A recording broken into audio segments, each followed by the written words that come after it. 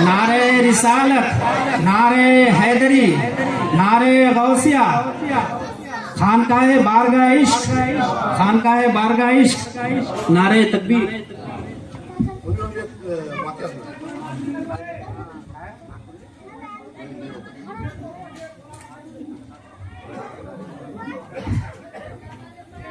अस्सलामु अलैकुम रहमतुल्लाहि व बरकातुहू।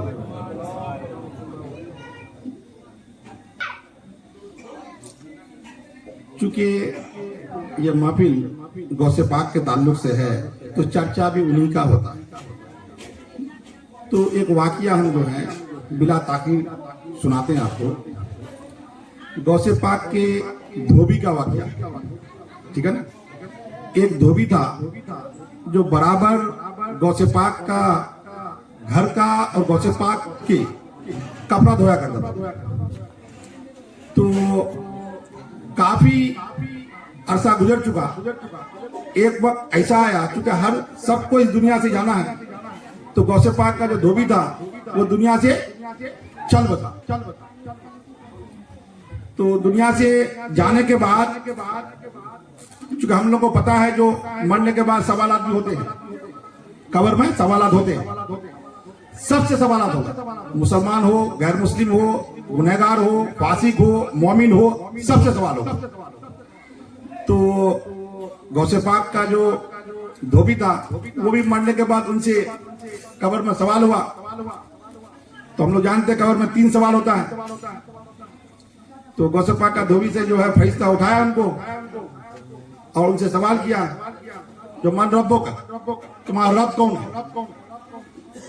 तो चूंकि मुसलमान है नहीं, तो वो कहता है हमको तो रब के बारे में पता नहीं है, बस इतना हम जानते हैं जो हम गौसे पाक के घर का और उनका हम कपड़ा धोने वाले हैं। फिर उनसे दूसरा सवाल किया, माँ दीनों का तुम्हारा दीन क्या है? तो भारी चक्कर में पड़ गए हम। ये तो पहली बार हम मतलब सुने हैं इस तरह का सवाल।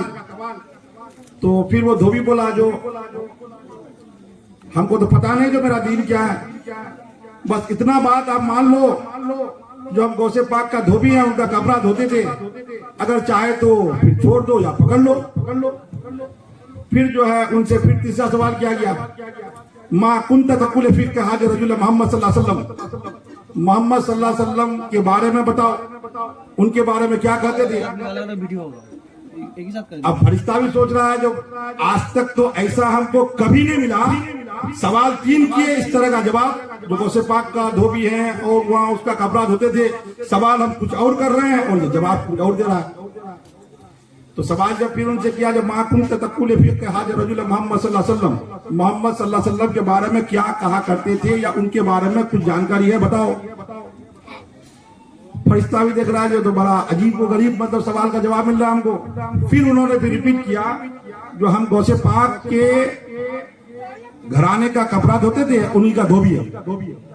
तो अब आप कहिए, सवाल का जवाब जो बनना था, जो जवाब देना था, वो जवाब हुआ नहीं हुआ। हर सवाल के जवाब में उन्होंने कहा जो गौसे पाक के घर का धोबी था। ये बात कहना था, खुदा को ये बात बहुत प्यारा लगा, खुदा को ये बात बहुत प्यारा लगा। और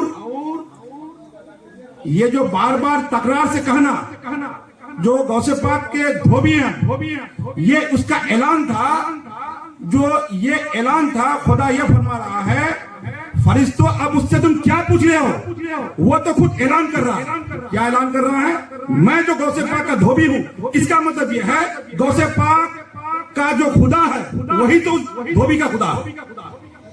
बात समझ रहे? और गौसे पाक का जो दीन है वही तो उस धोबी का दीन है। गौसे पाक का जो नबी है वही तो उस धोबी का नबी है।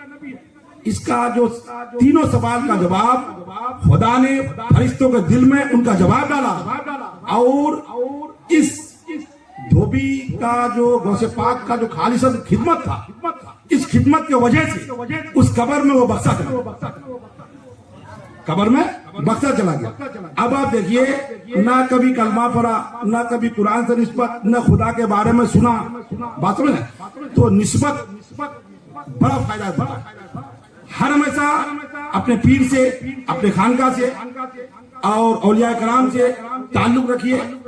ताल्लुक रखने का अमल एक अलग चीज है और निस्बत और ताल्लुक और मोहब्बत और दिल से मोहब्बत अलग चीज है।